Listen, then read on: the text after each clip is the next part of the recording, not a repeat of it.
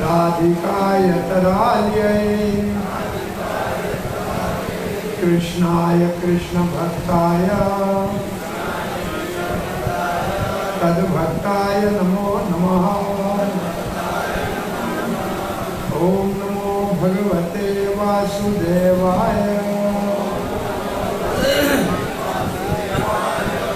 ओम नमो भगवते वासुदेवाय। ओम नमो भगवते वासुदेवाय। नारायणं नमस्कृत्यं नरं चैव नरोत्तमं देवीं सरस्वतीं व्यासं ततो जयमुदीरये। नष्टप्रायेषु भद्रेषु नित्यं भागवत सेवया भगवती उत्तम श्लोके भक्तिर्भवति निष्ठिकी। कृष्णाय वासुदेवाय देवकी नंदनाय च नंदगोपकुमाराय गोविंदाय नमो नमः। जय श्री कृष्ण चैतन्य प्रभु नित्यानंद श्री अद्वैत गदाधर शिवासादि गौर भक्तवृंदा। हरे कृष्णा कृष्णा कृष्णा हरे हरे, हरे राम राम राम हरे हरे।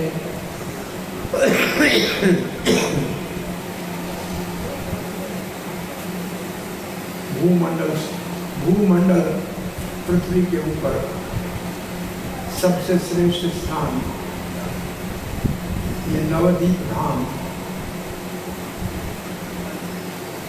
और जहाँ भगवान राधा माधव अष्ट सखियों के साथ सबको प्रेम भक्ति का आशीर्वाद दे रहे हैं, जहाँ पंच तत्व हरिनाम संकीर्तन करने वालों का सहायता करने के लिए सदा हाथ ऊपर उठाकर आशीर्वाद दे रहे हैं। ऐसे पावन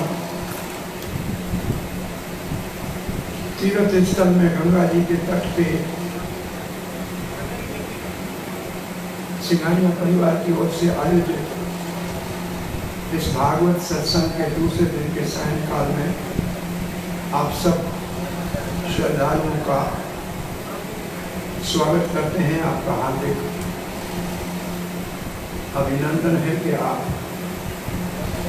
तीर्थ स्थान में भागवत श्रवण के लिए अपने कामकाज को छोड़कर, धंधे कारोबार को कुछ समय के लिए भुलाकर आत्मधन को इकट्ठा करने के लिए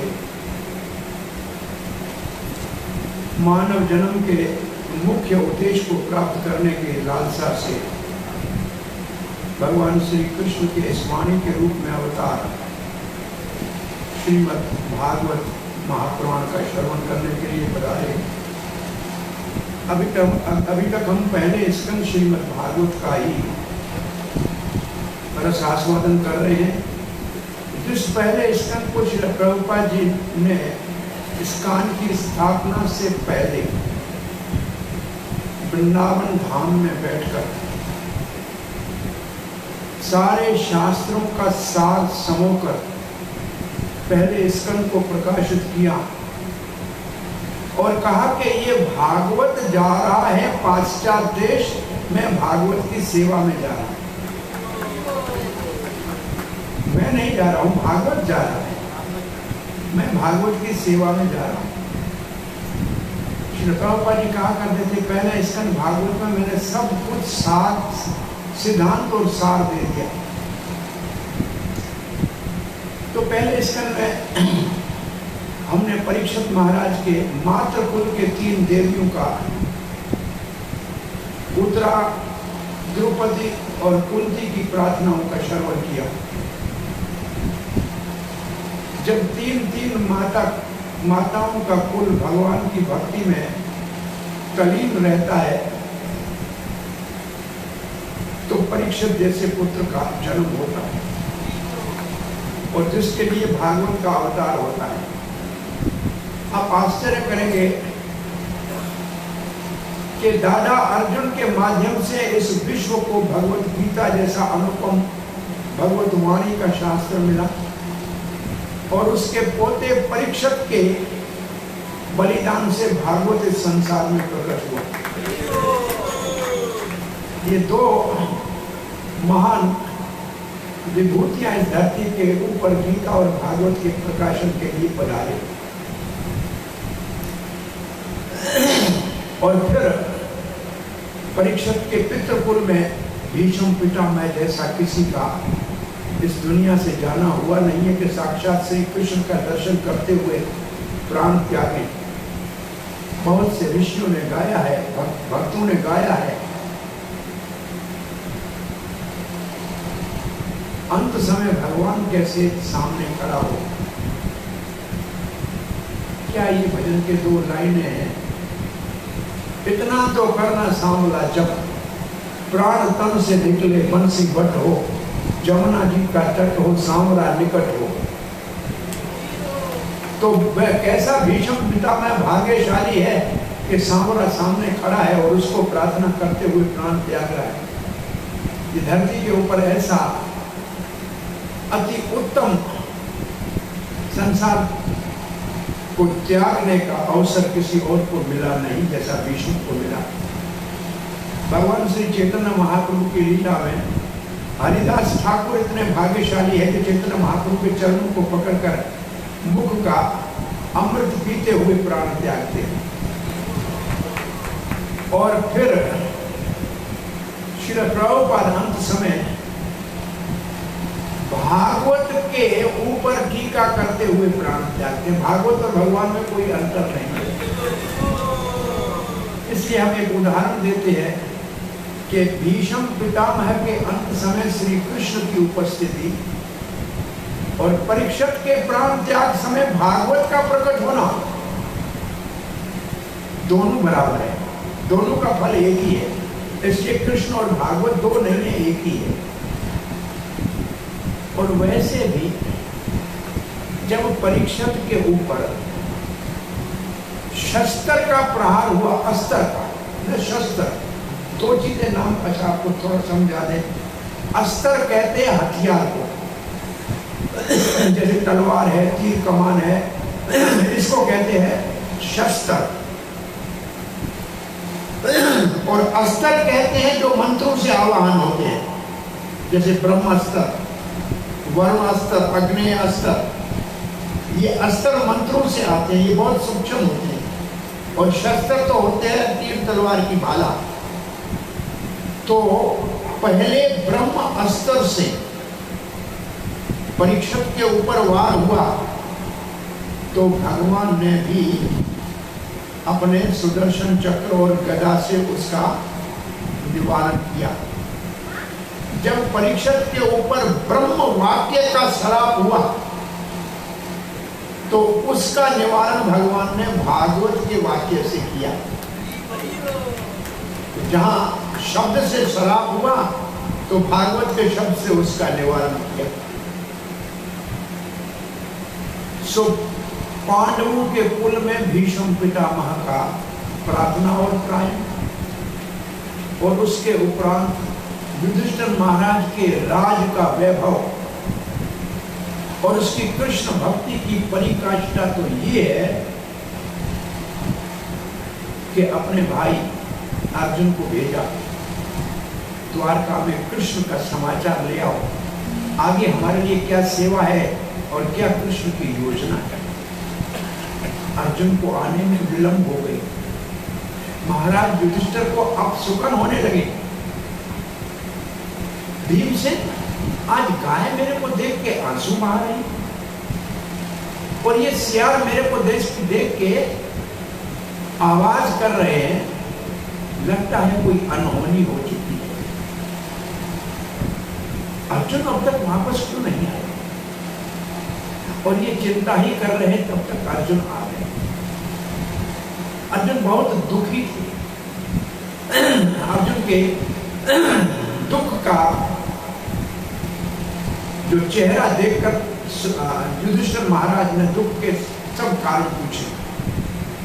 क्षत्रिय समान वीर से हराता है तो दुखी होता है। क्षत्रिय दान देने में समर्थ होने के बाद नहीं देता है तो दुखी होता है। तो क्या अर्जुन तुम्हारे साथ ऐसा कोई अनहोनी हुई है क्या? और फिर पूछा, द्वारका में तो सब कुशल मंगल है ना, वासुदेव ठीक है, देवकी ठीक है। डरते डरते युधिष्ठिर महाराज ने कहा, हमारे हितैषी सहायक और रक्षक श्री कृष्ण तो ठीक है ना? उस वक्त अर्जुन का आंखों से आंसू बहते हुए गला रुंध गया और कहा, किसके विषय में पूछ रहे हो? जिस कृष्ण के कारण मैं विश्व विजयी हुआ, जिस कृष्ण ने द्रौपदी के संग स्वयंवर में हमें विजयी बनाया, और इस महाभारत में जिसके कृपा से हम विजयी हुए, आज वो हमको छोड़ के चले गए। और कृष्ण के स्वधाम जाने का सुना, महाराज युधिष्ठिर ने अपना सर से मुकुट उतार के नीचे रखा कि ये राज कृष्ण ने दिया था, कृष्ण नहीं रहेंगे तो हम राज नहीं करेंगे। उस वक्त भीमसेन ने अपना मुकुट नीचे रख के कहा, भाई मेरे को राज करने के लिए मत कहना, मैं आपके साथ चलूंगा, आपके साथ जिए हैं, आपके साथ मरेंगे, हम आपके बिना राज नहीं करेंगे। अर्जुन तो पहले ही हताश था कृष्ण के विरह में, और नकुल और सहदेव ने कहा, सुनो भाइयों, महाराज हमको राज करने के लिए मत कहना, हम आपके साथ जाएंगे। ये 5 भाई पांडव मुट्ठी की तरह सदा साथ रहे, इसलिए उसकी गाथा भागवत में गाई गई है। और वहां 4 भाई राम लक्ष्मण भरत और शत्रुघ्न सदा एक साथ रहे। ये दोनों बड़े ग्रंथ हमारे रामायण और महाभारत संगठित होकर साथ रहने का संदेश देते, बड़े महान ग्रंथ है हमारे।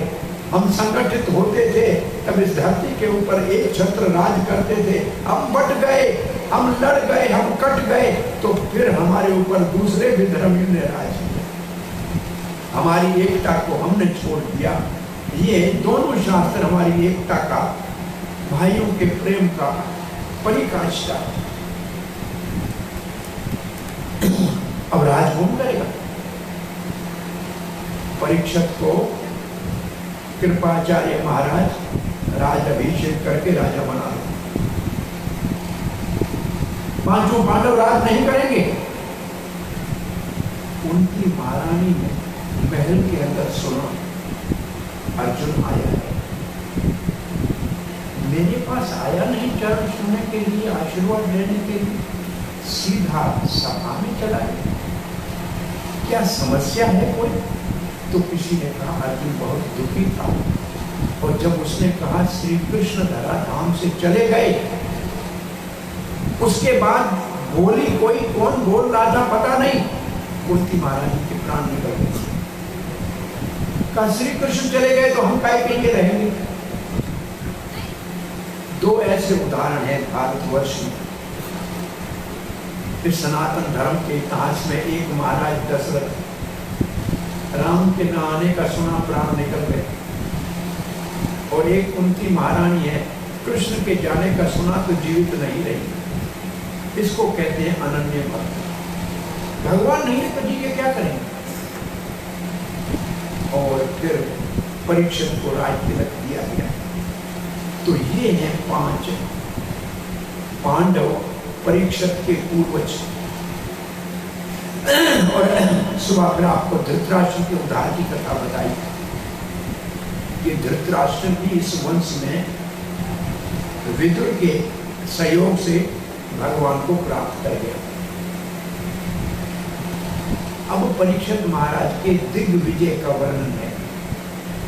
दिग्विजय का अर्थ है कि परीक्षित महाराज पूरी धरती के ऊपर अपने रथ के ऊपर चले, और जहां जहां लोगों ने उनका सत्कार करके सम्मान किया,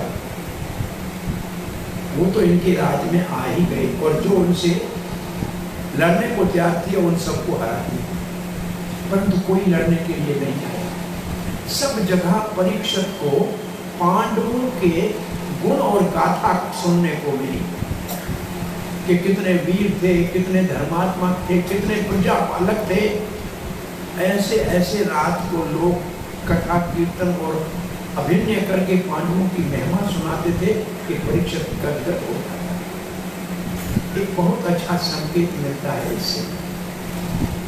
अगर आप लोग जीवन में कोई अच्छा कार्य करके जाओगे, कहीं आपका बना हुआ मंदिर वहाँ होगा, कहीं धर्मशाला होगी, कहीं पाठशाला होगी, कहीं अन्य क्षेत्र होगा, तो आपकी आने वाली पीढ़ियों को आपका नाम लिखा हुआ देखेंगे, अपने कुल की कीर्ति को सुनेंगे तो उनके जीवन का गौरव बढ़ेगा।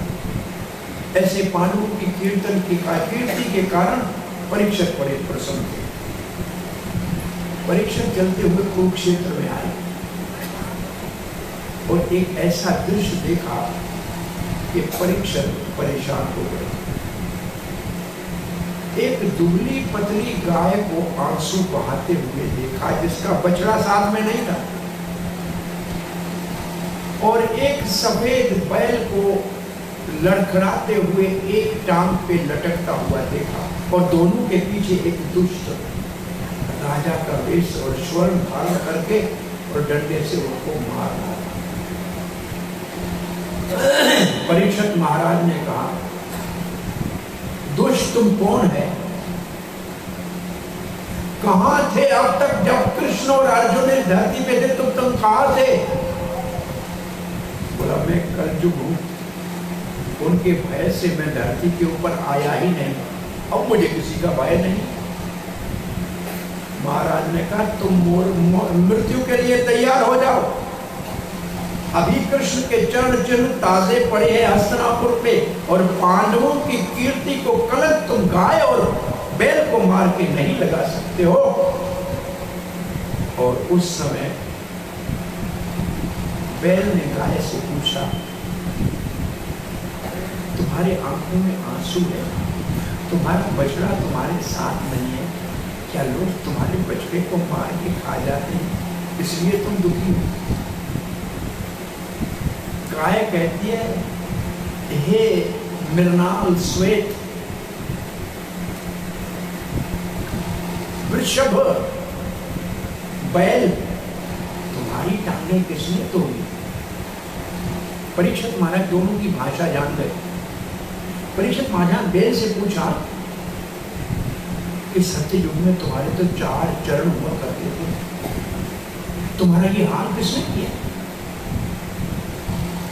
वो बेल के रूप में धर्म कहता है, महाराज शास्त्र में कोई कहता है कर्मों का दंड मिलता है, कोई कहता है देवता हमारे ऊपर जब क्रोधित होते हैं तो हमको कष्ट मिलता है, कोई कहते हैं कि हमारे भाग्य का है, लेकिन मैं नहीं जानता हूँ। आप विचार करके बताओ क्या कारण हो सकता है मेरे कष्ट का। महाराज परीक्षित कहते हैं, ये तो धर्म की भाषा बोल रहे हैं, सामने मारने वाला खड़ा है, उसके ऊपर उंगली नहीं उठा रहा है, पापी के ऊपर उंगली नहीं उठा रहा है। और तब भागवत में लिखा है, पापी के ऊपर उंगली उठाने वाले को भी पाप का दंड मिलता है। पापी के ऊपर उंगली उठाने वाले को भी पाप का दंड मिलता है। ऐसे ही एक श्लोक है पूरा।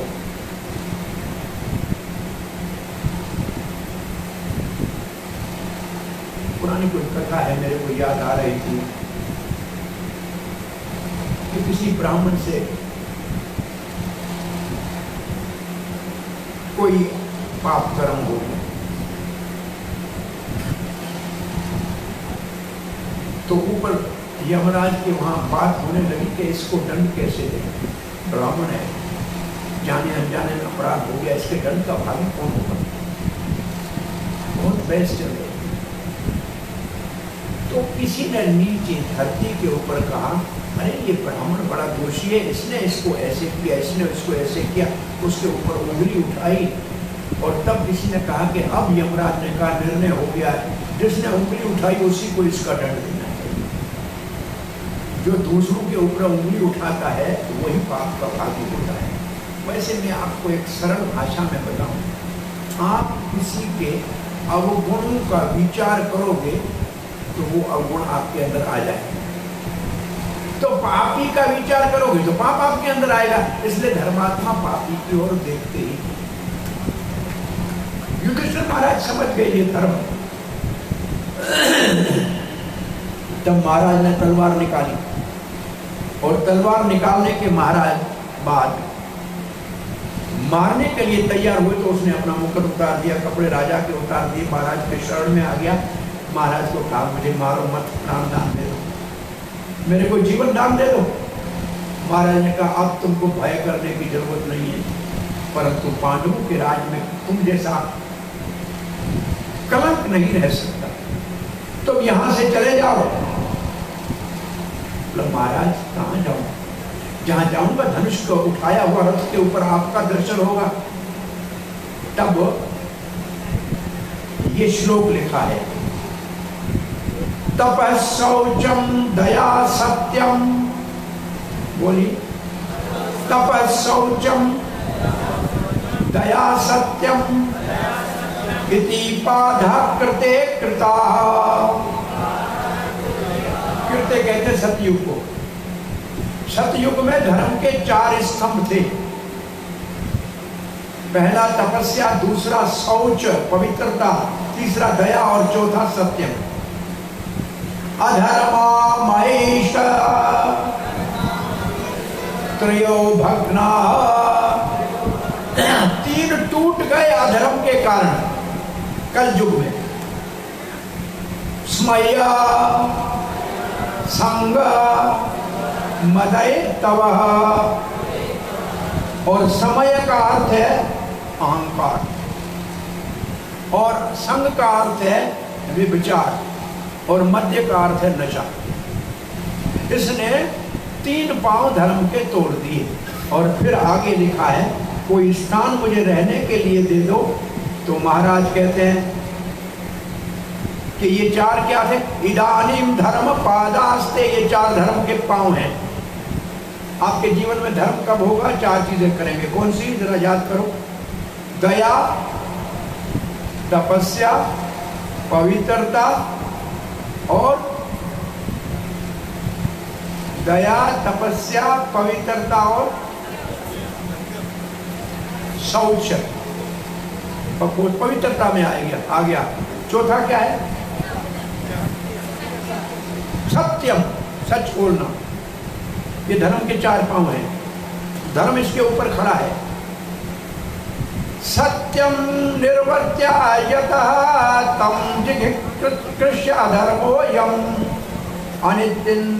अनित्यंदितः कली। कलयुग के कारण 3 पांव तो टूट गए, सत्य रह गया थोड़ा सा, दया, तपस्या और पवित्रता चला गया। तो ये हर एक पांव धर्म का टूटता कैसे है? ये श्लोक का भाव 38वें श्लोक में दिया हुआ है।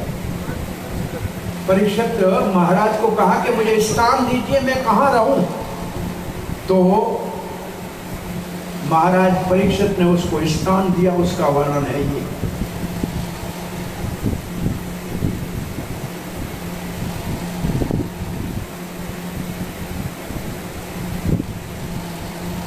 बोलिए,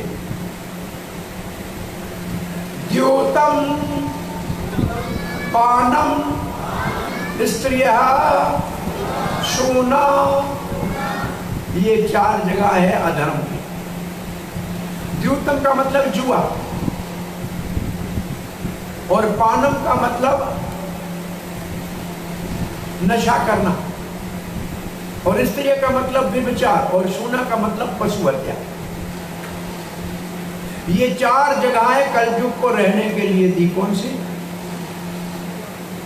जहां जुआ होती है वहां रहो। जुआ से कौन सा धर्म का स्तंभ गिरता है? सत्य। जुआ करने वाला सच नहीं बोल सकता। और नशा करने से कौन सा धर्म का स्तंभ गिरता है? तपस्या।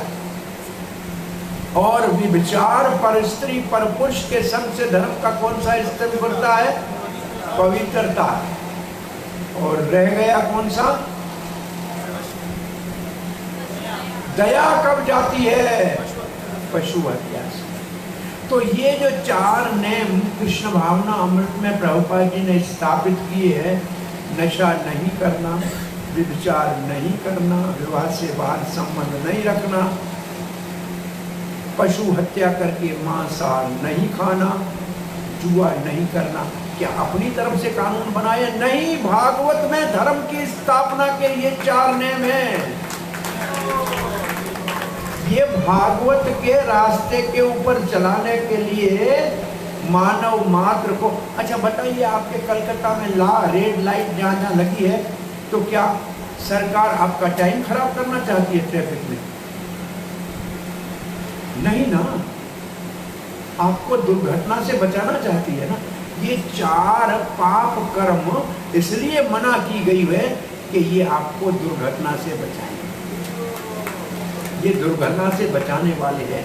ये 4 नेम का पालन करना, जैसे कोई रोगी है तो उसके लिए एक होती है दवाई और एक होता है परहेज। तो भगवान का नाम लेना है दवा। हरे कृष्ण महामंत्र है भवरोग की औषधि, दवा। और ये 4 नेम है पाथे, या ये आपके लिए है परहेज।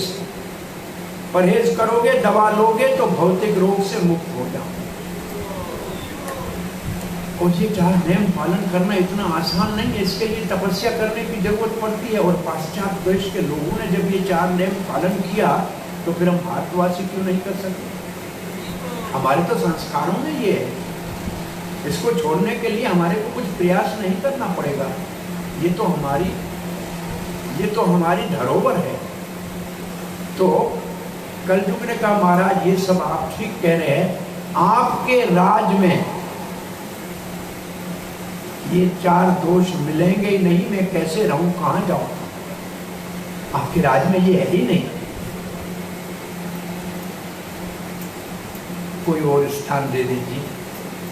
तो महाराज ने 5वां स्थान कौन सा दिया? स्वर्ण में रहो। स्वर्ण में रहो का मतलब जहां संग्रह धन का होता है वहां रहो, जहां धन होगा वहां झगड़ा हो। और कल ही खुश होके चला गया। तब एक प्रश्न पूछा गया है, जब कलयुग को भगवान के महान भक्त परीक्षित ने परास्त कर ही लिया था, तो मार दिया होता तो हमारी जान छूट जाती। तो उसका उत्तर देते हैं, धर्मात्मा परीक्षित को कलयुग में भी अच्छाई नजर आई, और अच्छे आदमी को सब में अच्छाई नजर आती है। अरे कौन सी अच्छाई कलयुग में नजर आई? बोले सबसे बड़ी अच्छाई कलयुग में ये नजर आई कि केवल नाम कीर्तन करने से भगवान को प्राप्त किया जा सकता है। इससे बड़ा और क्या लाभ होगा कलयुग में? केशव लयते इति कली, एक अर्थ कली का है, केशव को आसानी से आपको प्राप्त करा दे, ये कली है। दूसरा कली का अर्थ है कलह, जो आपके घर में झगड़ा करा दे। लेकिन परीक्षित को कली को दिखा के केशव को प्राप्त कराने वाला है। बोला एक दूसरा भी कलयुग का लाभ परीक्षित को नजर आया। कौन सा? सत्य युग में पाप नहीं करो, शरीर से नहीं करो, मन से बुरा सोचो तो उसका भी दंड मिलता है। और मन से कितने भी पुण्य करो, पर जब तक हाथ से नहीं करते थे फल नहीं मिलता। परंतु कल युग में आप कुछ हाथ से नहीं दो, लेकिन मन से संकल्प करो कि मेरे 100 गाय दान कर दी, 1000 ब्राह्मण को भोजन करा दिया, आपको फल मिल जाए। और मन से कितना बुरा सोचो, जब तक करोगे नहीं तब तक दंड नहीं मिलेगा। ये कलयुग का लाभ है। उस वक्त कलयुग जोर जोर से हंसने लगा। परीक्षित ने कहा, तुम हंस क्यों रहे हो? बोला महाराज आप खुश हो रहे हो कि लोग हरे कृष्णा जपेंगे और मन से दान करेंगे और मेरे काल का लाभ लेंगे, मैं इनको करने ही नहीं दूंगा। ये जप नहीं पाएंगे, आप कितना भी कहो नहीं जपेंगे। इसलिए प्रभुपाद जी कहा करते थे, कलयुग में किसी को भगवान का नाम जपाना घोड़े को दवाई देने के समान है। 6 आदमी चाहिए, 4 पांव पकड़ने के लिए, 5वां मुंह खोले, 6ठा दवाई अंदर डाले। इसलिए कलयुग में बहुत बड़ा परिश्रम करना पड़ता है किसी को भगवान को नाम जपाने के लिए प्रेरित करने के लिए। अरे इतना भारी कलयुग है कि भगवान को भी पंच तत्वों के रूप में अवतार लेके आना पड़ा कि 5 ही साथ चल के सबको भगवान का नाम सुनाना पड़ेगा। इसलिए संकीर्तन आंदोलन सबसे शक्तिशाली साधन है कलयुग के ऊपर विजय प्राप्त करने का। हरे कृष्णा कृष्णा कृष्णा हरे हरे, हरे राम राम राम हरे हरे। अब परीक्षित महाराज, कथा ऐसे शुरू होती है। सनक आदि ऋषि कहते हैं हम यज्ञ करते करते सुबह से शाम तक धुएं से काले तो हो जाते हैं, लेकिन हृदय में आनंद और सुख की अनुभूति नहीं होती। परंतु आपसे हरी कथा सुन रहे हैं, ये हमको बड़ा आनंद दे रही है। ये पहले स्कंद के 18वें अध्याय में बात आ गई और तब ऋषियों ने कहा अब यज्ञ को हम संक्षेप में कर देंगे, सुबह 9 बजे तक पूर्ण आहुति कर देंगे, आप पूरा दिन कथा करते रहना। अब कथा का अमृत हम पिए। और तब कथा आगे मोड़ ये लेती है, महाराज परीक्षित जंगल में चले गए अपने साथियों के साथ मृग्या करने, क्षत्रियों का धर्म है, और अपने सारे साथियों से अलग हो गए। प्यास इतना लगा कि सम्यक के ऋषि के आश्रम में प्रवेश किया। सम्यक ऋषि समाधि में महाराज के स्वागत के लिए न उठे, न पानी का पूछा, नहीं कुछ घास का आसन ही दिया। महाराज ने सोचा ये महात्मा लोग हम जैसे विषयी राजाओं से बात नहीं करना चाहते, मुंह नहीं देखना चाहते, इसलिए हो सकता है आंखें बंद करके परीक्षा लेके देख सकता हूँ। ये मरा हुआ सांप पड़ा है, इसके गले में डाल देता हूँ, अगर सच्ची समाधि में होगा तो पता नहीं लगेगा, और हमसे बचने के लिए बैठा होगा तो एकदम हम उठ जाएगा। महाराज ने गले में सांप मरा हुआ डाल दिया। सम्यक को पता ही नहीं। महाराज यहाँ से वापस लौटते हुए पश्चाताप करने लगे, मुझसे इतना बड़ा घिनौना अपराध हो गया। एक ब्राह्मण को गले में मैंने मरा हुआ सांप डाल दिया। हे भगवान, मेरे कुल की रक्षा करना, मुझे भले दंड दे देना। महाराज पश्चाताप करते हुए जा रहे।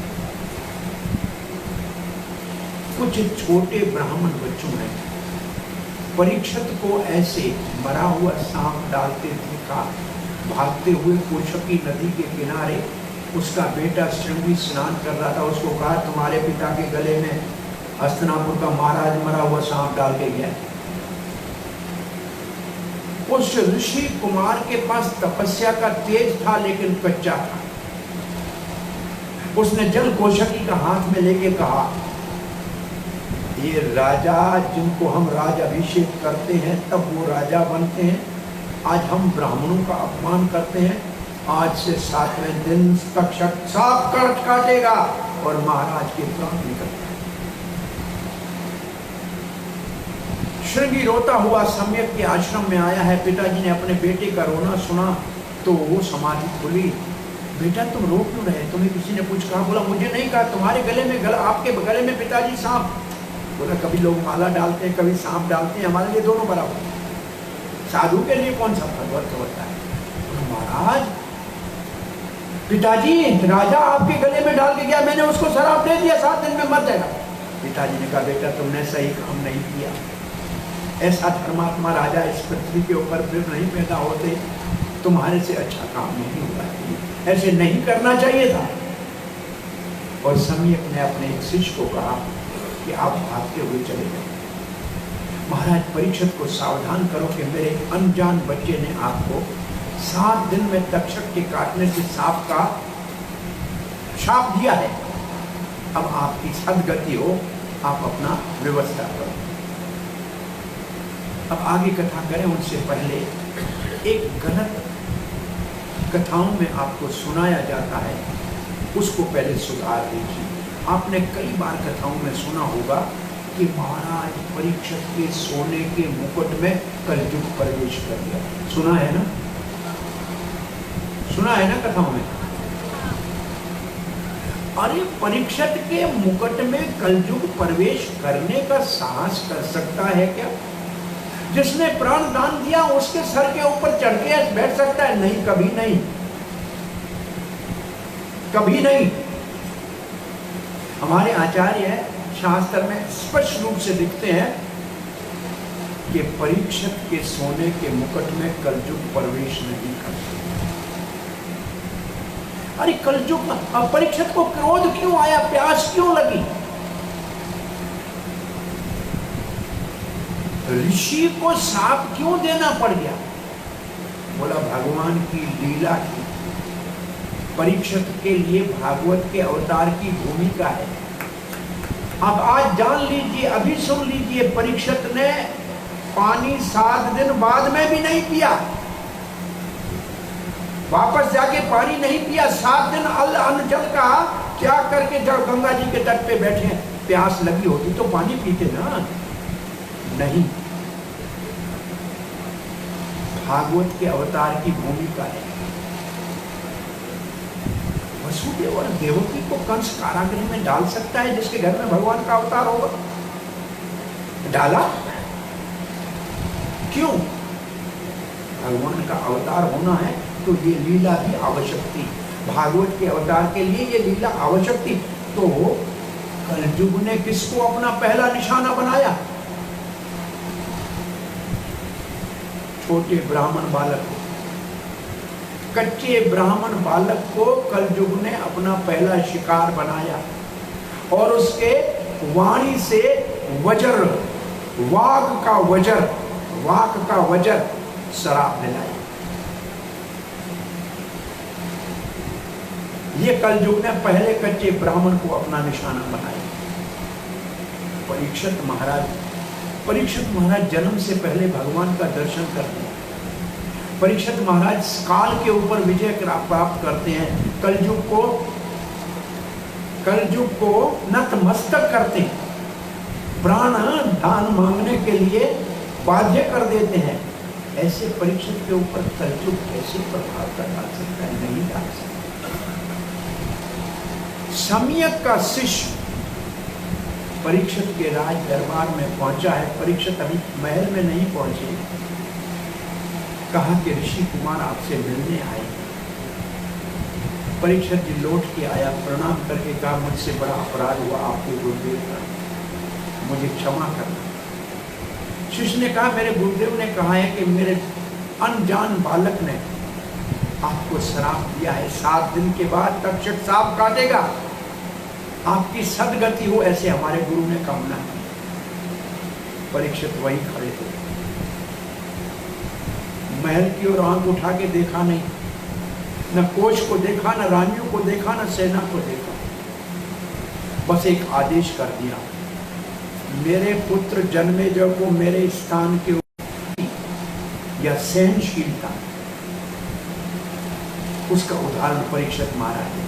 ये भाव भक्ति के स्तर पे ये लक्षण दिखता है कि उनके अंदर क्षमा है। इतने बड़ा संकट आया लेकिन शांत है। कहते राम जी ने जब कैकेयी के मुख से राज तिलक न मिलने का सुना तो राम जी का मुख दीप की तरह चमकने लगा और जब वनवास का सुना तो मणि की तरह और ज्यादा प्रकाशित हो गया। और जब महाराज दशरथ मूर्छित अवस्था में देखे और बन जाने का निश्चय हो गया तो सूर्य के समान प्रकाशित हो गया। इसका मतलब दुख आने के ऊपर महात्मा मुस्कुराने लगता है कि भगवान बड़ी कृपा की, ये तो भगवान है साक्षात। तो यहाँ परीक्षित निर्भय होकर गंगा जी के तट पे आए और ये समाचार भी भूमंडल में सब जगह पहुंच गया। बड़े बड़े ऋषि अमलात्मा व्यास देव आया, नारद आए, पराशर आया, इतने सारे ऋषि आए जिनके नाम हम पढ़ेंगे तो भी हमारा हृदय पवित्र हो जाएगा। इतने ऋषि आए हैं, परीक्षित के चारों ओर बैठे हैं। परीक्षित उनको कहता है कि आप मेरे को हरि की कथा सुनाओ। मैंने माता गंगा का शरण ले लिया है और मैंने अब 7 दिन तक जल पान करने का व्रत धारण कर लिया, नहीं लूंगा। आप मुझे हरि कथा सुनाओ, विष्णु गाथा सुनाओ। परंतु सब लोग आपस में चर्चा कर रहे थे क्या करना चाहिए। अंत समय में परीक्षित महाराज के प्रश्न के 2 भाग हैं, आप सुन लीजिए। परीक्षित महाराज पहला प्रश्न करते हैं सब लोगों का सब समय सब जगह क्या कर्तव्य है कल्याण करने के लिए, और दूसरा भाग है प्रश्न का जिसका मृत्यु निकट हो उसको क्या करना चाहिए। इसका अर्थ है कि परीक्षित वैष्णव है, पहले सबका भला चाहता है, फिर अपने भलाई के लिए प्रार्थना करता है। अब कोई निर्णय नहीं कर पा रहे थे सब संत महात्मा। उस समाज के अंदर दूर से सुखदेव गोस्वामी आते हुए दिखाई दिए, और सुखदेव गोस्वामी दिगंबर वेश में थे, कुछ कपड़ा नहीं पहना हुआ था और पागल जैसे लग रहे थे, पहचानना मुश्किल था। कुछ बच्चे और नवयुवती लड़कियां उसको छेड़ रही थी। अपनी इच्छा से जैसे सामने दिखाई दिए सब उठ के खड़े हो गए। परीक्षित महाराज उठ के खड़ा हो गए, बस व्यासदेव और नारद को छोड़ के सब उठ के खड़े हो गए। एक पिता था, एक पिता का भी गुरु था, वो बैठे रहे। परीक्षित ने प्रणाम किया कि महाराज हम जैसे विषयी राजाओं के पास आपका आना ये कृष्ण की कृपा के अतिरिक्त और कुछ नहीं हो सकता। ये तो हमारे पांडवों के प्रति कृष्ण का जो प्रेम था उसके परिणाम कृष्ण ने आपको यहाँ भेजा है। मैं समझता हूँ हम इसके योग्य नहीं है। अरे आप जैसा महात्मा किसी गृहस्थी के घर में आ जाए तो पवित्र तीर्थ हो जाता है। परंतु हाथ जोड़ के कहते हैं आप पुराना नियम आज तोड़ दीजिए। 7 मिनट में गाय दुहने तक ही केवल रुकते हैं, आज जाइए मत, आज रुक जाइए। और मैं आपसे प्रश्न पूछता हूँ, क्या करना चाहिए क्या नहीं करना चाहिए, क्या जपना चाहिए क्या नहीं जपना चाहिए, और सबका भला कैसे होगा, और अंत समय में क्या करो।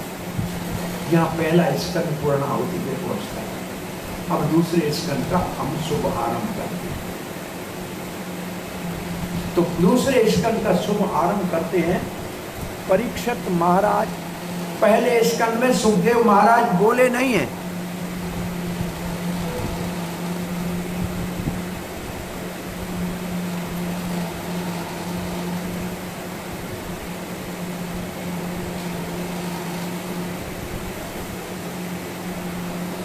प्रश्न क्या पूछा है सुखदेव महाराज से परीक्षित महाराज ने कि सब लोग क्या करें और क्या नहीं करें, सबका भला कैसे हो, और अंत समय जिसका निकट हो उसको क्या करना चाहिए। परीक्षित महाराज के प्रश्न सुनकर सुखदेव महाराज अति प्रसन्न हो गए। अब 2-4 श्लोक हम ये पढ़े हैं और इसका रसास्वादन करें उससे पहले आपको ये बता दें, पहले स्कंद में 19 अध्यायों में 3 संवाद थे। पहला सूत सनक संवाद, उद्देश्य था यज्ञ परंतु गौण थी कथा, कथा मुख्य नहीं थी, यज्ञ मुख्य। दूसरा संवाद है नारद व्यास संवाद। वहां भी व्यासदेव को संसार के भलाई का विचार था, भगवान प्राप्ति उद्देश्य नहीं था। तीसरा संवाद है परीक्षित सुखदेव संवाद। इसमें परीक्षित महाराज केवल कथा सुनते हैं भगवत प्राप्ति के लिए और कोई उद्देश्य नहीं। तो श्रोता और वक्ता का निरूपण पहले स्कंद में हुआ है। कि श्रोता श्रेष्ठ परीक्षित है और वक्ता श्रेष्ठ सुखदेव गोस्वामी। श्रवण भक्ति के आचार्य परीक्षित महाराज और कीर्तन भक्ति के आचार्य सुखदेव गोस्वामी। श्रवण की सिद्धि क्या है? जब भूख प्यास न लगे, नींद की जरूरत महसूस न हो और कथा में तल्लीन रहे, तब समझना कि श्रवण की सिद्धि प्राप्त हुई है। परीक्षित महाराज 7 दिन 7 रातें न सोए न खाया और न कुछ पिया और केवल कथा अमृत पीकर ही पुष्ट हो गए। इसको कहते हैं श्रवण की सिद्धि। मतलब कीर्तन की सिद्धि क्या है? नयनम गलदश्रुधारया वदनम गदगदरुत्थया गिरा पुलकैर्निचितं वपुत्करा तव नाम ग्राणे भविष्यति। कीर्तन की सिद्धि है आंखों से आंसू की धाराएं बहें, गला रुंध जाए और शरीर में रोमांच हो जाए। अब दूसरा स्कंद सबसे छोटा स्कंद है भागवत, केवल 10 अध्याय। 10 अध्यायों में विशेष है। विषय क्या है? सुनने वाला सुनाने वाला कैसे होना चाहिए, ये तो ठीक है। भगवान को प्राप्त करने का सर्वश्रेष्ठ साधन क्या है? तो श्रवण और कीर्तन। तो श्रवण जो है, सुनना जो है, उसके 3 अंग हैं। पहले सुनने का अंग है, सामान्य रूप से वेदों में लिखा है श्रवण, मनन और निध्यासन। कान से सुनना, मन से समझना, दिल से करना, ये 3 इकट्ठे होते हैं तब श्रवण पूरा होता है। तो 10 अध्यायों में पहले 2 अध्यायों में सुनने में श्रद्धा होनी चाहिए। दूसरे 2 अध्यायों में मन निर्मल होना चाहिए और फिर 3 अध्यायों में मनन के लिए उत्पत्ति और 3 अध्यायों में उपपत्ति, ऐसे 10 अध्यायों का विभाजन किया हुआ है। आइए पहले अध्याय का पहला श्लोक सुखदेव महाराज के मुख से निकला है, उसका आनंद लीजिए। श्री शुक उवाच वर्यमेष ते प्रसन्ना। महाराज आपका प्रश्न अति उत्तम है। वर्यम का मतलब सबसे महान है। क्यों? कैसा? आपके प्रश्न में विशेषता क्या है? कृतो लोकहितम निरपा। अरे महाराज, आप अंतिम समय दूसरों की भलाई का सोच रहे हैं, लोक के हित की बात कर रहे हैं। जय हो आपकी। आत्मवित समत्तः पुंसाम श्रोतव्यादिषु यः परः। सुखदेव महाराज कह रहे हैं कि आपने पूछा था ना क्या सुनना चाहिए, तो सबके लिए सबसे श्रेष्ठ सुनना है, भगवान की कथा सुनना चाहिए। बस हरि कथा सबसे ज्यादा उत्तम साधन है सुनने का। परंतु फिर सुखदेव महाराज को आम इंसानों के ऊपर हृदय में पीड़ा हुई और वाणी से बहुत कठोर वचन निकले। सुखदेव कहता है श्रोतव्यादीनि निराजंद्र निर्णाम संति सहस्र। अरे इन मूर्ख दुनिया वालों के लिए 1000 बातें सुनने के लिए। सुबह उठ के न्यूज़पेपर पढ़ना, फिर टीवी देखनी है, फिर उपन्यास पढ़ना है, इनके लिए हजारों चीजें सुनने की है। बेकार दुनिया में दूसरे की गिला सुननी है, बुराई सुननी है, बस और कोई काम नहीं। परंतु अपश्यताम आत्म तत्व, परंतु ये कोई आत्म तत्व को नहीं जानते हैं। गृहेषु गृह मेधीनाम, ये घर के अंदर सारी बुद्धि घर गृहस्थी में और दूसरों की निंदा में लगी हुई है। आश्चर्य है, दुख से कहना पड़ता है, और उसका कारण भी हम हैं। आपके घर में सुबह न्यूज़पेपर वाला कितने बजे न्यूज़पेपर डाल के जाता है? हाँ, 5 बजे साइकिल से आता है, घर में फेंक जाता है ना, 5-6 बजे तक फेंक जाता है ना, आपके उठने से पहले। अरे हम काय के लिए सोए हुए हैं? 4 बजे आपके घर में भगवत दर्शन क्यों नहीं फेंक के आते? गलती तो हमारी है। आपको भगवान की कथा हम उनसे पहले क्यों नहीं दे पा रहे?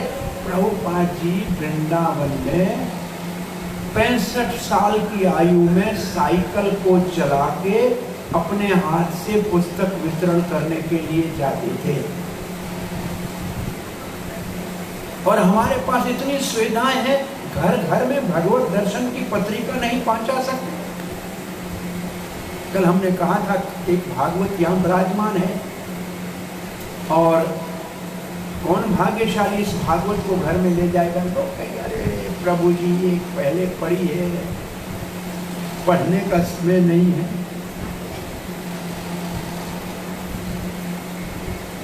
नाराज मत होना, सबकी जेब में जो मोबाइल है वो 15,000 से महंगा है, और एक नहीं 2 हैं आपके पास। मैं झूठ बोल रहा हूँ कि सच बोल रहा हूँ? और तीसरा भी दिया जाए तो खुशी से ले लोगे, ठीक है चलेगा।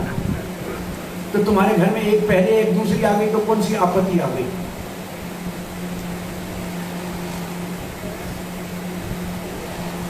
अब इस भागवत का मूल कितना होगा? 18 वॉल्यूम का 5,000 होगा ज्यादा से ज्यादा। और बहुत से आप में से नौजवानों के जूता खरीदते हैं, वो भी 7,000 का होता है। इसलिए एक बहुत बड़ा कठोर वचन कहने वाला महात्मा कहता था कि जो सत्य शास्त्र 500,000 में न ले और 5,000 वाले जूता खरीदने के लिए 6-6 महीने बूट स्टोर पे खड़ा रहे, उसको जूता मारना चाहिए। अब दुख मत करना, मैं सच कह रहा हूं। अरे भाई मोबाइल में महीने में पैसा भरना पड़ता है तब चलता है ना। एक बार गीता ले लो, सारी उम्र भगवान से बात करो, कभी बिल नहीं आएगा। कभी आया है बिल क्या? लेकिन फिर भी हम आलसी हैं। कलयुग हमारे मन में आएगा ले लेने, लेकिन कलयुग कहेगा क्या करोगे लोगे, ये पैसे बचा के रखो, किस काम आएंगे? किस काम आएंगे? अस्पताल में डॉक्टर को दे के आएंगे या वकील को देने के काम के आएंगे? अरे भाई धर्म के पैसे धर्म में लगाओ, न अस्पताल जाना पड़ेगा न कोर्ट जाना पड़ेगा। लेकिन थोड़ा विचार करो, आज एक भागवत पढ़िए, आज तक 2 जानी चाहिए थी, एक कल की एक आज की। कौन भाग्यशाली आज इस भागवत को उनके घर तक पहुंचाने की व्यवस्था हम कर देंगे। लेकिन कौन आज ये कार्य पुण्य एकादशी के दिन करने जा रहा है? हरे कृष्णा। है कोई भाग्यशाली? जय हो माता जी। एक भागवत को 2 जय। मेरा आज 2 दिन की कथा सार्थक हो गई। अब कल के लिए कौन आता है? द्वादशी के दिन तो और उत्साह के साथ भागवत को अपने जीवन में लेना चाहिए। पढ़ने के लिए तो बहुत कुछ है। सुखदेव महाराज कहते हैं, अरे मेरे भाई, पेपर पढ़ने का सबसे अच्छा स्थान कौन सा है घर में? हाँ, न्यूज़पेपर कहाँ बैठ के पढ़ते हैं लोग? कहने की जरूरत नहीं है, समझ गए होंगे। और उसमें लिखा क्या होता है? यहाँ एक्सीडेंट हो गया, ये मर गया, उसने लूटा, यहाँ चोरी हो गई, वहां गोली चली, बस यही और कुछ है। और ये भागवत कहाँ बैठ के पढ़ेंगे? शुद्ध पवित्र भगवान के कहीं सुंदर मंदिर होगा, वहां बैठ के पढ़ेंगे। हरे कृष्णा। 2 भाग्यशालियों ने भागवत लेने का संकल्प किया है। भगवान श्री राधा माधव और पंचतत्व उनके हृदय में भगवान की प्रेम भक्ति की वृद्धि करें और एकादशी के व्रत के दिन ये कार्य करने वालों का जीवन में दुख ताप संताप से मुक्त रहें, भगवान की भक्ति में सदा ही आगे बढ़ते रहें, ऐसा प्रार्थना करते हैं। हरे कृष्ण।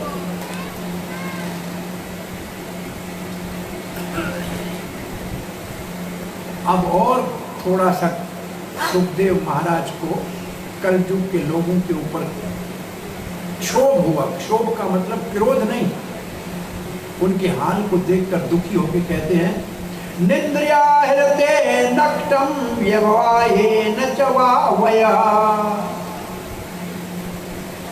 निंद्रा हृदय नक्तम, रात तो नींद में सो के पूरी करते हैं दुनिया वाले, और अगर नींद नहीं आती है तो भोग करते हैं। बस ये दो काम रात को करते हैं। देवाचार भया राजन, महाराज दिन को पैसा कमाने के लिए पागलों की तरह भागते हैं। कुटुंब भरने नवा, बस सारा दिन पैसा कमाना है, घर परिवार चलाने के लिए, रात को सोना है या भोग करना है। ये दुनिया कर रही है, ये नहीं करना चाहिए, वो कर रही है। और ये क्यों कर रहे हैं? देहापत्य कल्त्रादीषु आत्म सैन्यस्य असत्वापि। अरे जिनके लिए कर रहे हैं, घर के लिए, पुत्र के लिए, पत्नी के लिए, ये वो सैनिक है जो आपको मृत्यु के गाल से नहीं बचा सकते।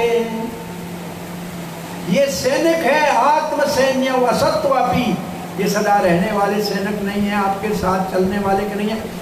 द्रौपदी का वस्त्र हरण कर हो रहा था, 5 पांडव विश्व के वीर बैठे थे, कोई सहायता कर सके क्या?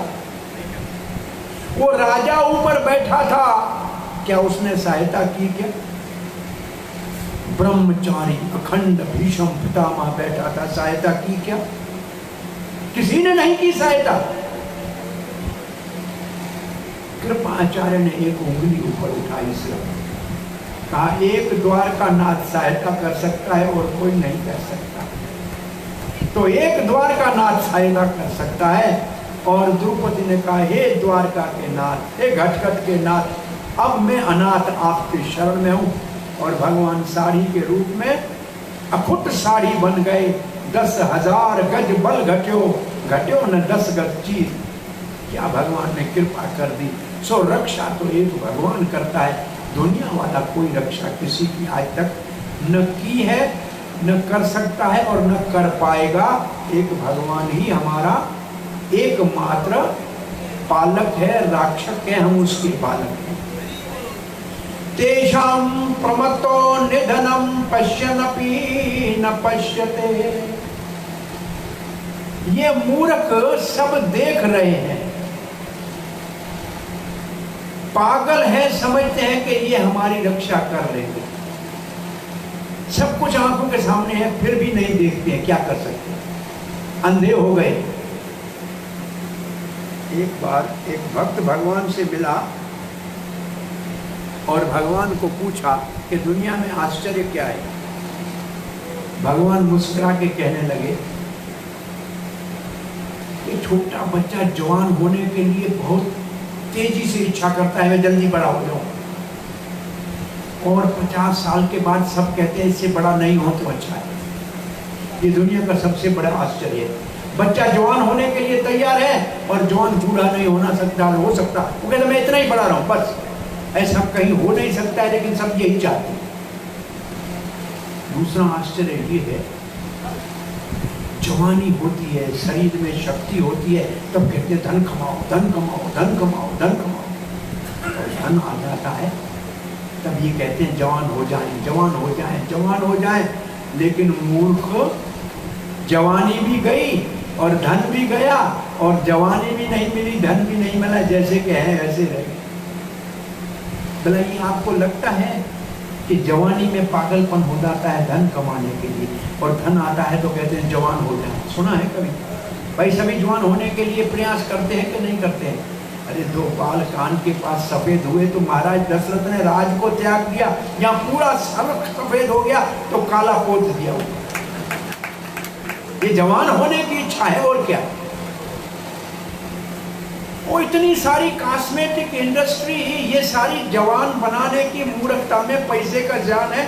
आपके घर में रसोई में इतना सामान नहीं है जितना आपके ड्रेसिंग टेबल के ऊपर सामान है। ये सत्य है, झूठ है, मैं पूछता हूँ। हाँ जी, ये सिर्फ अब मेरे को हंसी की बात आती है जवानी देखने के लिए। आपको बताई कि पता नहीं बताई, विवाह के दिन दुल्हन जाती है कहाँ? ब्यूटी पार्लर के पास। इतना सुंदर सजा धजा के बिठा दिया, वो बेचारा वरराज बड़ा प्रसन्न हो गया, मेरे को तो अप्सरा आसमान से उतर के मिली। सुबह उसने मुंह धोया तो देखा ये तो दूसरी। बड़ा परेशान हुआ, लेकिन इसने कहा ये कमाल किसने किया था? कौन सा ब्यूटी पार्लर था? चला गया उसके पास। वो प्रो 30 का एप्पल का बॉक्स लिया और उसके अंदर में पुराना नोकिया डाला। उसका बोला, आपने कल हमारी एक पत्नी का श्रृंगार किया था। बोला, जी हाँ। कैसा लगा? बोला, बहुत अच्छा लगा। बोला, ये आपको इनाम देता हूँ। बड़ा खुश हो गया, अरे एप्पल का प्रो 30 तो मिल रहा है 30।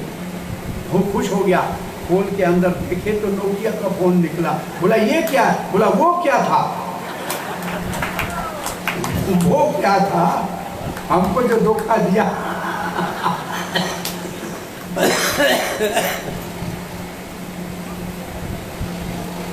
जवान होने के लिए कितना लोग खर्च करते हैं। अभी तो बाल उगा रहे हैं सर के ऊपर, खेती नहीं करते हैं जाके, और सर की खेती को अच्छी तरह से करने लगे। अरे भाई, भगवान भी कभी कभी हमारी मूर्खता के कारण भूल जाता है। एक 45 साल की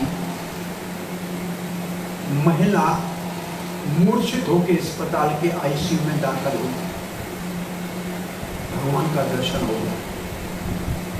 भगवान ने कहा, देवी मरोगी नहीं, चिंता मत करो। ठीक हो गई। डॉक्टर ने कहा, घर जाओ। नहीं, भगवान ने कहा मरोगी नहीं। अब डॉक्टर, आप प्लास्टिक सर्जन को बुलाओ, थोड़ा मेरा फेस की लिफ्टिंग करके कम से कम 25 साल की लगूं ऐसी बना। भाई डॉक्टर को क्या है, धंधा है, पैसा कमाना है। डॉक्टर ने 10 दिन उसको रख के इतना सुंदर बनाया। पैसा घर का 5 लाख रुपया दे के बाहर निकली और रोड के ऊपर गाड़ी में बैठी, सामने से ट्रक आया और उसके नीचे दब के मर गई।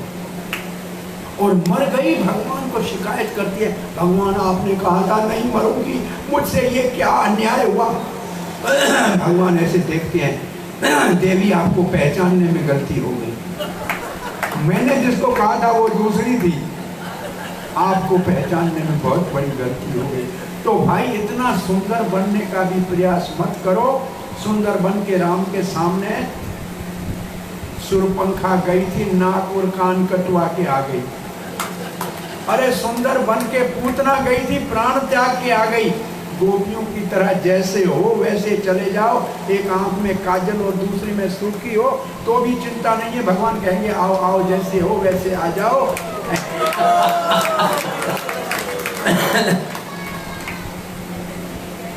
अब पहले प्रश्न का उत्तर दे रहे हैं सुखदेव गोस्वामी। पहला प्रश्न क्या था? प्रश्न का ए भाग क्या था?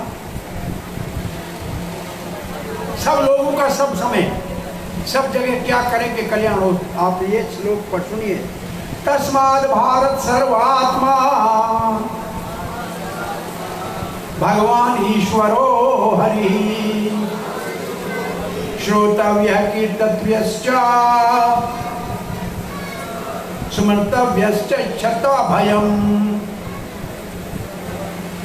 कहते हैं कि सब लोग अगर अपना कल्याण चाहते हैं तो सर्व आत्मा भगवान, जो सबके हृदय में सबसे प्रेम करते हैं, कभी आपका साथ नहीं छोड़ते। दुनिया वाले सब साथ छोड़ जाएंगे, लेकिन भगवान कभी साथ नहीं छोड़ता। एक और कथा याद आ रही है, वो करके फिर श्लोक को पढ़े। एक राजा था, उसको 4 रानियां थी। एक का नाम था कंचन, कीर्ति दूसरी, कामनी तीसरी, करुणा चौथी। राजा काया नाम की रानी के साथ सदा साथ रहता, उठता बैठता, खाता पीता। और दूसरी कंचन को तो सदा प्रेम के साथ उसको देख के फिर सोता, उसको देख के फिर जागता, उसको दिल में बसा के रहता, और कामनी के साथ भी जगह जगह घूमने जाता। करुणा से कभी बात भी नहीं, कहीं मिला भी नहीं। समय बीता, राजा बीमार हो गया, पलंग के ऊपर पड़ गया और मरना सामने दिखाई दिया। तो कहते हैं काया, तुम्हारे साथ मैं सब जगह गया, तुम्हें जो चाहा वो मैंने दिलाया, अब मुझे ये ले जा रहे हैं, तुम मेरे साथ चलो। काया ने कहा महाराज मैं नहीं जा सकती, बस कम से कम ज्यादा से ज्यादा शमशान तक आपका साथ दे सकती हूँ, आगे नहीं जा सकती। राजा ने देखा कंचन, तुम्हारे देखे बगैर मैं कभी बाहर नहीं गया, तुम्हें सदा दिल में बसा के रखा, अरे तुम तो मेरे साथ चलोगी ना। कंचन ने कहा महाराज आपके मरते ही मेरा दूसरा पति हो जाएगा। राजा ने कहा कामनी तुम्हारे साथ तो बड़े अच्छे दिन बिताए हैं, आप तो चलो साथ। बोला महाराज शमशान तक जा सकती हूँ, आगे नहीं जाऊंगा। महाराज कहते दुनिया वाले सुन लो मुझसे कितना बड़ा अन्याय हुआ, जिनके साथ जीवन बिताया उनमें से कोई साथ नहीं दे रहा है। उस वक्त करुणा सामने आई और करुणा ने कहा महाराज ये प्रश्न मेरे से नहीं पूछोगे। बोला कौन से मुंह से पूछूं, तुम्हारे से कभी जीते जी बात नहीं की, मरने के समय तुम्हें कैसे कहूँ। बोला आप कहो ना कहो मैं आपके साथ चलूँगी, आप कभी अकेले नहीं जाएंगे, मैं आपके साथ जाऊँगी। अब तो भगवान की कृपा से राजा का बोध आ गया। उसने कहा करुणा आप बड़ी करुणामयी हो, बचा बराबर कोई साथ नहीं देगा। बोला वो राजा कौन था, वो राजा आप हो मैं हूँ। काया हमारी पहली पत्नी, ये शरीर है जिसको सदा साथ लेके घूमते हैं, जो चाहे वो खिलाते हैं, जो चाहे वो पहनाते हैं, बहुत बड़ा इसको ऐश आराम देते हैं। अंत समय ये केवल अर्थी में शमशान तक जाएगी, आगे साथ नहीं जाएगी। कंचन धन दौलत है, सदा उसको देख के दिल खुश होती है, लेकिन हमारे मरते ही उसका दूसरा पति हो जाएगा, वो हमारी नहीं रहेगी, वो दूसरी रानी है। और ये कामनी दुनिया वाले दोस्त मित्र साथी हैं, ये ज़्यादा से ज़्यादा शमशान में जाएंगे। और पंडित जी ने कहीं पूजा में देर की तो घड़ी देखेंगे, जाने में देर हो रही है, इससे ज़्यादा आगे नहीं है। अरे करुणा परमात्मा है, आप याद करो न करो, लेकिन वो आपका साथ कभी नहीं छोड़ता, कभी नहीं छोड़ता, कभी नहीं छोड़ता। जो आपका साथ कभी नहीं छोड़ता उसको भुलाना मूर्खता है, और जो कभी साथ नहीं चलता उसके लिए जीवन बेकार में गंवाना भी अच्छा नहीं। कुछ लोग जिनको डॉक्टरों ने कहा कि अब आप जीवन के आखिरी दिन हैं, आपको कैंसर की बीमारी है, वो एक अस्पताल में थे और एक नर्स उनको देखभाल करती थी। उन्होंने उनसे पूछा कि अब आपके दिन तो पूरे होने वाले हैं, आपकी अंतिम अनुभव क्या है बताइए हम। तो सबने एक बात विशेष रूप से कही कि हमने पूरे जीवन में परिश्रम करके जितना धन कमाया उसका 10-15% भी हमारे जीवन में काम नहीं है। आज कौन उसका मालिक बनेगा, कौन उसको खाएगा, हमें पता नहीं है, हम जाने वाले हैं। अगर ये पता होता तो हम इतना ही कमाते जितना हमको जरूरत थी और बैठ के भगवान का भजन करते, लेकिन अब समय निकल गया। और दूसरा कहा कि हमने कहा आज नहीं कल ये काम कर लेंगे, लेकिन अब कल चला गया, अब ये काम नहीं कर सकते। अच्छे काम किया होता, तीर्थ यात्रा की होती और भक्तों का संग किया होता तो जन्म सफल हो जाता। अब खटिया पे पड़े हैं, कोई देखने वाला भी नहीं है। बहुत से लोगों ने अपने जीवन का सच्ची कहानी बताई है ये कि हमने जो कमाया उसमें से हमारे काम, तो आपने जितना कमाया उसका 15% भी आपके काम नहीं है। सो भगवान कैसे हैं, हम सबसे प्रेम करते हैं। तस्मात् भारत सर्व आत्मा, भगवान सर्व आत्मा है का मतलब सबसे प्रेम करते हैं, सबके हृदय में बैठे हैं, आपका साथ कभी नहीं छोड़ते हैं।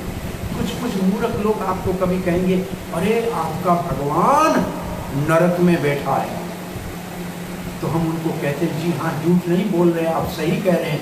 तुम जैसे मूर्ख नरक में जाएंगे तो भी भगवान तुम्हारे साथ परमात्मा के रूप में जाएंगे ना, तो वहाँ भी आपको नहीं छोड़ेंगे, अकेले नहीं जाने देंगे, साथ तुम्हारे रहेंगे। एक जेल में हम प्रचार करने गए, नवयुवक 15 साल का था, जुवेनाइल जेल में 2200 लड़के थे तिहाड़ में, दिल्ली में। प्रवचन में हमने कहा कि बेटा तुम लोग आज जेल में हो, इसके कारण हम हैं। अगर हम धर्म शिक्षा देने वाले और माता पिता ने आपको ठीक शिक्षा देती होती तो आप किसी इस कॉलेज यूनिवर्सिटी में पढ़ते होते, आज आप जेल में नहीं होते। बेचारों की आंखों में आंसू आ गए। तो एक से मैंने पूछा, भाई तुम जेल में आए क्यों कि बेटा? बोला चाचा ने कहा वो लड़की का मोबाइल छीन के आओ। मैंने मोबाइल छीना, मैं पकड़ा गया। मैंने बोला तेरा चाचा जेल में आया? बोला चाचा जेल में नहीं आया, मोबाइल चाचा ले गया, जेल में मैंने बोला भगवान जो तेरे हृदय में बैठा है तुम्हारे साथ आया? बोला वो तो आया। तो मैंने बोला तुम बताओ कि तुम्हारे जेल में भी भगवान तुम्हारे साथ आया कि नहीं आया? बोला आया। तो मैंने उसी को याद करो, तब बाहर जाओगे, तेरा चाचा कुछ नहीं करेगा, दोबारा किसी के मोबाइल उठाने की सलाह देगा बस। और ऐसे सच्ची कहानियां हमने देखी हुई। इसलिए भगवान जो सबसे प्रेम करता है, तस्मात् भात सर्वात्मा ईश्वरो, वो सबका स्वामी है, ईश्वर है। उसकी आज्ञा के बगैर पत्ता भी नहीं चलता, नहीं हिलता, परंतु वो हरि भी है, आपका दुख हर लेता है, आपसे प्रेम करता है, और वो भगवान है। अरे भगवान को देखना है तो पांडवों के पास चले जाओ। कभी रथ चलाने के लिए सारथी बन जाता है, और कभी दूत बन के, शांति दूत बन के चला जाता है। अरे कभी तो द्रौपदी के चप्पल बगल में दबा के रात को साथ जाता है। ऐसा भगवान कहाँ मिलेगा आपको? ऐसा दया वाला भगवान कहाँ मिलेगा? और जो भगवान अर्जुन के साथी बने थे, वो आज भी आप सबके साथी बनने को तैयार है। कहीं गए नहीं है कृष्णा। बस अर्जुन ने 2 काम किए थे। एक तो भगवान को अपना मन दे दिया था, दूसरा बुद्धि में भगवान को बिठा दिया था। अपने रथ के लगाम कृष्ण के हाथ में दिया था और कृष्ण को साथी बना दिया था। आप भी अपना मन कृष्ण के चिंतन में लगाओ, उसके हाथ में दे दो और बुद्धि में कृष्ण को बिठाओ, तो कृष्ण आपका भी साथी बन के इस भाव सागर से आपको भी पार कर दे। तस्मात्, इसलिए क्या करे भगवान ईश्वर हरि का? श्रोतव्य है, कथा सुनो। कीर्तव्यश्च, कीर्तन करो। तीसरा है स्मृतव्यस्, और स्मरण करो। यदि क्षति या भयम, अगर भय से मुक्त होना चाहते। भय संसार में सबके पीछे लगा हुआ है। भजहु रे मन श्री नंदनंदन, अभय चरणार विंदरे।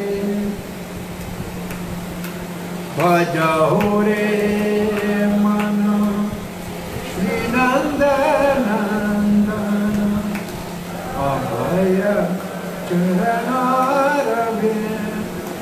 दुर्लभ मानव जन्म सत्संग, तरोए भव सिंधुरे। दुर्लभ मानव जन्म सत्संगे, तरोए भव सिंधु। ये गोविंद दास की अभिलाष है कि भय से मुक्त होना है तो नंद नंदन के चरणों का शरण ले लो। अभय चरणारविंद। इस भजन को देख के हमें गोविंद दास की भविष्यवाणी नजर आती है कि नंद नंदन के शरण कैसे लें। बोला जैसे अभय चरणारविंद भक्तिवेदांत स्वामी प्रभुपाद ने सिखाया वैसे लो। ये बहुत बड़ी भविष्यवाणी है गोविंद दास की कि जैसे अभय चरणारविंद भक्तिवेदांत स्वामी श्रील प्रभुपाद ने कृष्ण भक्ति सिखाई है। श्रवण कीर्तन स्मरण वंदन, सारा पूरा भजन में लिखा है आगे। ऐसे भक्ति करो। परीक्षित महाराज कहते हैं 3 काम बहुत ज्यादा लग रहे हैं। सुने भी, कीर्तन भी करें, सुमरण भी करें, कोई एक रास्ता बताओ। तो 11वें श्लोक तक पहुंचते पहुंचते सुखदेव महाराज कहते हैं हरे अनुकीर्तनम, बस भगवान का एक कीर्तन परंपरागत करो, सब काम सिद्ध हो जाए और सबका भला इससे होगा। और फिर कहा आप महाराज चिंता क्यों करते हो, आपके पास 7 दिन है, आपको तो मैं श्रीमद् भागवत की कथा बताऊंगा। अरे खटवांग महाराज ने 24 मिनट में 48 मिनट में भगवान को पाया था, आपके पास 7 दिन है, आप क्यों घबरा रहे हो महाराज। और फिर श्रद्धा श्रवण में होनी चाहिए, इसके लिए सुखदेव महाराज ने कहा पहले भगवान का विराट रूप का ध्यान करना चाहिए। ये दुनिया में जो कुछ दिख रहा है ये भगवान से जुड़ा हुआ है। ये भगवान का सर है सत्य लोक और भगवान के चरण है पाताल लोक, और हम कटी प्रदेश भगवान में ने भूलोक में रह रहे हैं। भगवान के विराट रूप का ध्यान करना चाहिए। और दूसरे अध्याय में लिखा है कि भगवान आप सबके हृदय में परमात्मा के रूप में रह रहे हैं, उसका ध्यान करना चाहिए। और फिर कहते हैं हो सकता है लोग संसार में जल्दी सुख पाने के लिए अरोगी काया चाहते हैं तो सूर्य की पूजा करते हैं, और सुंदर पत्नी चाहिए तो दुर्गा देवी की पूजा करते हैं, धन चाहिए तो कुबेर की पूजा करते हैं। और फिर कहते हैं ये सब अगर आपको साथ में एक जगह से चाहिए तो भगवान की पूजा कर लो। अकाम सर्व कामो वा मोक्ष काम उदारधी तीव्रेण भक्ति योगेन यजते पुरुषम परः। सब कामना हो तो भी भगवान के पास जाओ, कोई कामना नहीं हो तो भी भगवान के पास जाओ, मुक्ति चाहिए तो भी भगवान के पास जाओ और भक्ति करो। और फिर चौथा अध्याय आते आते सुखदेव महाराज को याद आया कि मैंने मंगलाचरण तो किया ही नहीं, भगवान की प्रार्थना तो की नहीं। और तब तक प्रश्न पूछ लिया परीक्षित महाराज ने कि ये सृष्टि भगवान कैसे करते हैं। और उत्तर देते समय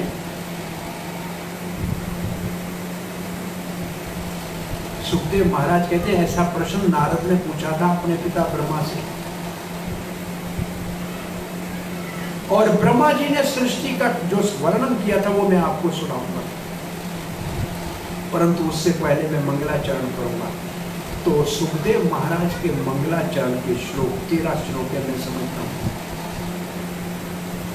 बहुत सुंदर अद्भुत श्लोक है। और श्रील प्रभुपाद जी ने इनमें से कुछ श्लोकों को सदा गाया है। तो आप कुछ श्लोकों का श्रवण करने में रुचि रखते हैं तो मैं गाऊं उसको निकालूं।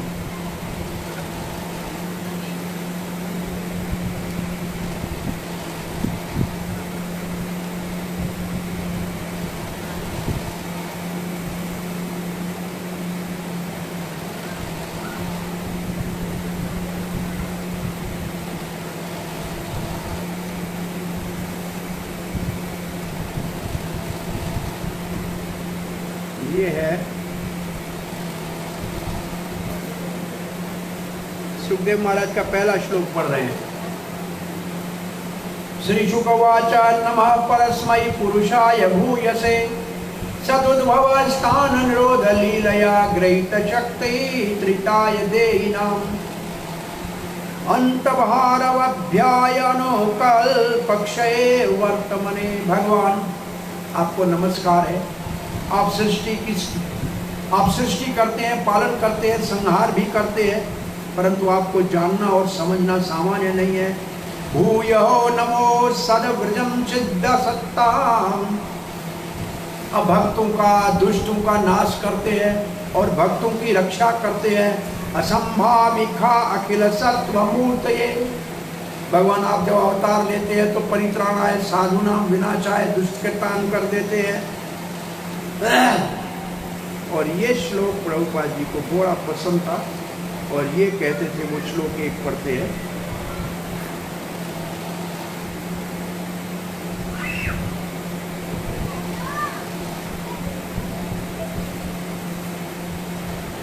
बोलिए यद कीर्तनम यद स्मरणम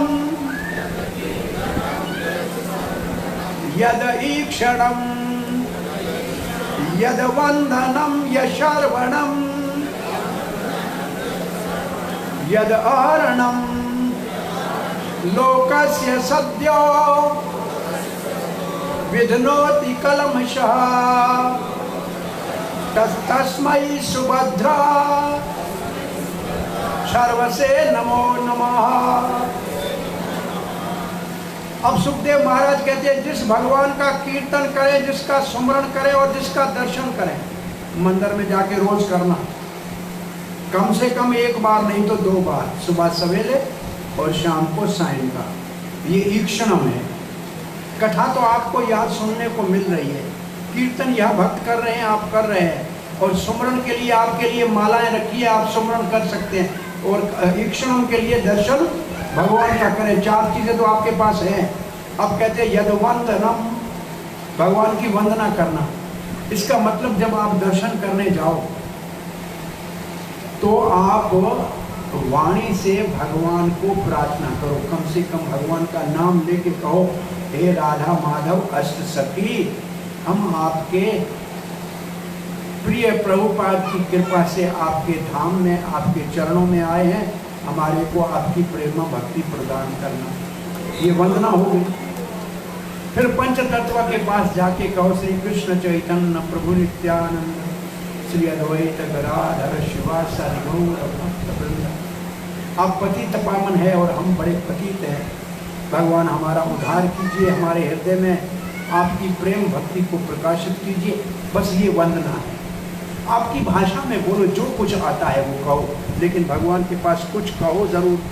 और फिर लिखा है यद श्रवणम, ये श्रवण तो आप कर ही रहे हैं।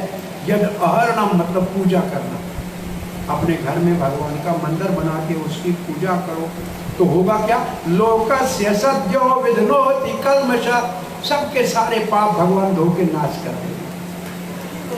बस ये काम करो, सब घर के अंदर दोष पाप ताप संताप सब भूत प्रेत पिशाच भाग गए। तस्मयी इसलिए सुभद्र सर्वे से, भगवान की कथा सुनना सबसे ज्यादा सुभद्र है। नमो नमः, भगवान आपका नमस्कार करते हैं। और आगे ये श्लोक भी बहुत अच्छा है। तपस्विनो दान परा यशस्विनो मनस्विनो मंत्रविदः सुमंगलये क्षेमं न विन्दति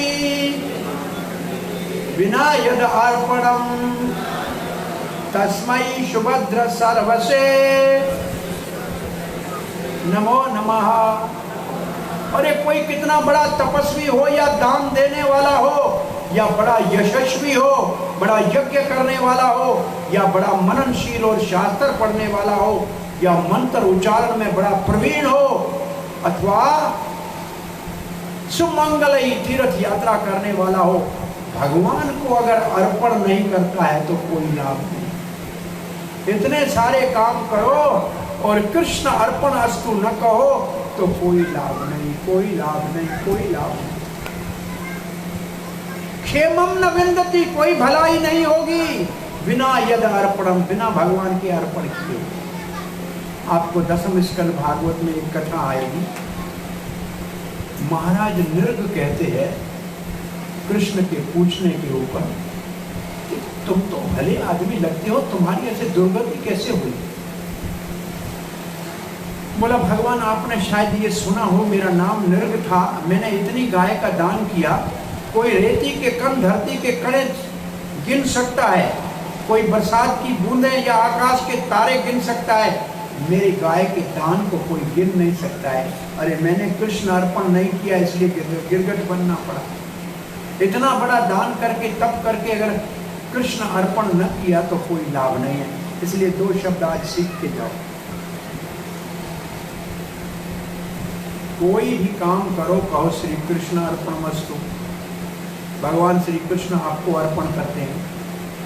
और काम शुरू करने से पहले आइए भगवान को कहो श्री कृष्ण प्रीति अर्थे, भगवान आपकी प्रसन्नता के लिए ये काम कर रहा हूँ।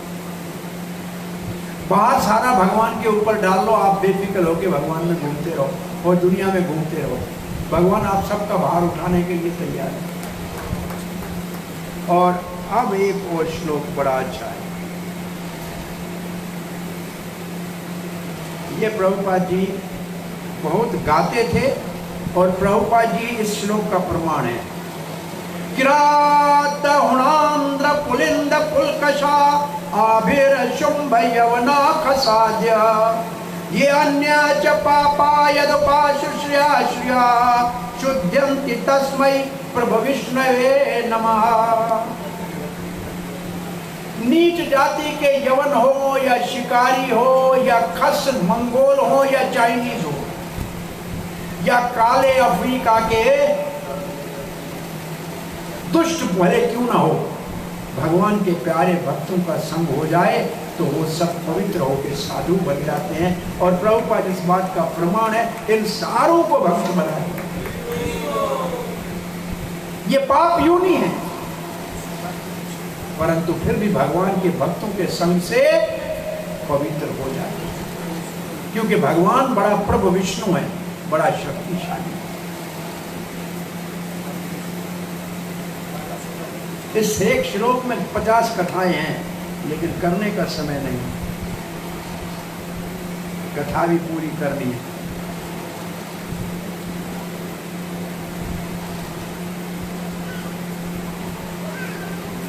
सुखदेव महाराज ये कह रहे, बड़ा श्लोक अच्छा है, याद रखो। श्रीहपति यज्ञपति प्रजापति धीयानपति लोकपति धरापति पति गति च अंधका वृष्णि सात्वता प्रसीदता में भगवान सात्वसताम पति। इस श्लोक में कहा गया है कि भगवान लक्ष्मीपति है, भगवान यज्ञपति है, भगवान प्रजापति है, भगवान बुद्धि के भी पति है और भगवान लोक के भी पति है और भगवान धरती के भी पति है और अपने भक्तों के पति है। और भगवान हमारे ऊपर प्रसन्न हो जाओ। बुद्धि के पति भी भगवान है, धीयान पति। सद्बुद्धि चाहिए तो भगवान का सुमन करना चाहिए। एक बार यशोदा मैया के मन में आया कि गणेश बुद्धि का देवता है, मेरे छोटे कन्हैया को बुद्धि अच्छी आए इसलिए गणेश की पूजा करने जा रही हूँ।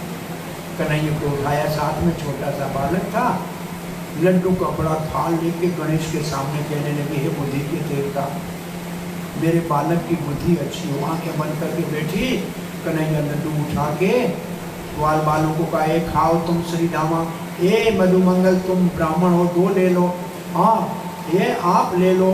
और ऐसे कह के श्री दामा मधुमंगल को और स्तोक कृष्ण आदि को लड्डू आधे खत्म हो गए। माँ आंखें खोल के देखती है, अरे कन्हैया ये लड्डू का थाल भरा हुआ था बुद्धि के देवता के लिए, कहाँ चला गया?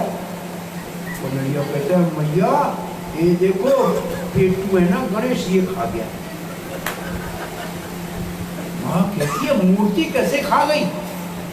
महाराज ये खा गया माता जी, और तो कोई यहाँ है नहीं। तब तक पीछे खड़ा हुआ कह रहा है अंशुमान, वहाँ मैया इसने हम सबको दिया, हमने खाया। हे गणेश देवता, मेरे बच्चे ने आपका प्रसाद खा लिया, क्षमा करना। गणेश बोल पड़ा, ये बोला यही बुद्धि का पति है, मेरे को ये बुद्धि देता है, मैं दुनिया को देता हूँ। अरे इसकी बुद्धि की दी हुई भगवत गीता पूरी दुनिया पढ़ेगी, इसकी बुद्धि सबसे श्रेष्ठ है, ये बुद्धि के पति है। ये भगवान बुद्धि के पति है, लक्ष्मी के पति है, पृथ्वी के पति है, इनकी किससे तुलना करेंगे?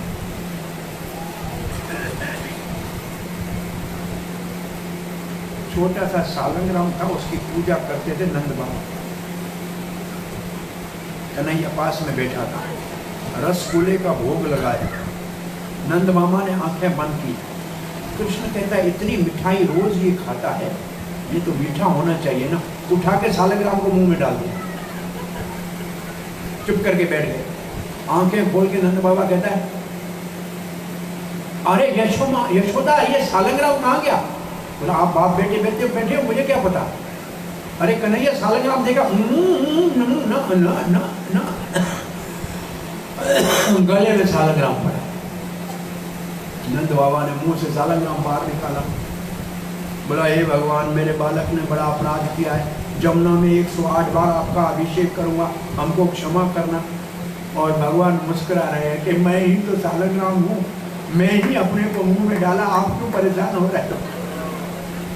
और वो सालग्राम जो नंद बाबा का था, आज कोटा के अंदर श्री वल्लभ संप्रदाय में पूजित सालग्राम अभी वो है। कहते हैं वो सालग्राम अभी भी इस धरती के ऊपर है। सो आगे की कथा ऐसे है, सुखदेव महाराज कहते हैं भगवान सृष्टि कैसे करते हैं,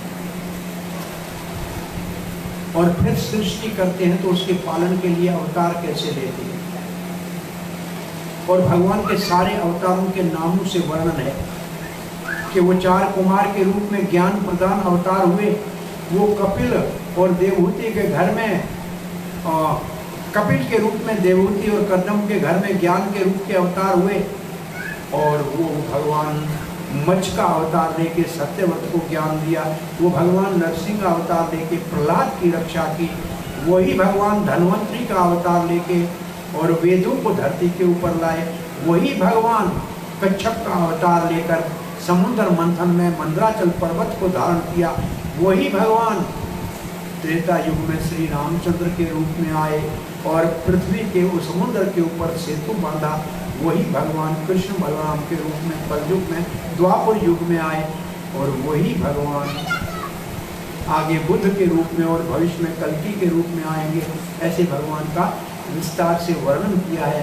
और इसके बाद बताया गया है कि 2 विषय हैं इसके बाद आपको सुनाने के लिए। पहला विषय है, भगवान ने, ब्रह्मा कहते हैं मेरे को सृष्टि करने से पहले 4 श्लोकों में भागवत दी। और दूसरा,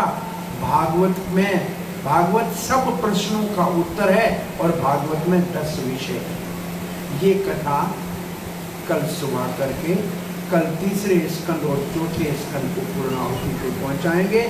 कल 11 तारीख है, 4, 5 और 12 तारीख को 6, 7, 8 और 13 को 9 और कृष्ण का जन्म होगा 13 तारीख शाम को। और आप सब लोग तब तक प्रतीक्षा कीजिए, भगवान श्री कृष्ण आपके हृदय में भी तब तक प्रकट हो जाएगा और भागवत भी हमारी 7 कम से कम पूरी हो जाएंगी। हरे कृष्ण। ग्रंथराज श्रीमद् भागवत महापुराण की, श्रील प्रभुपाद की जय। गौर प्रेमानंदे।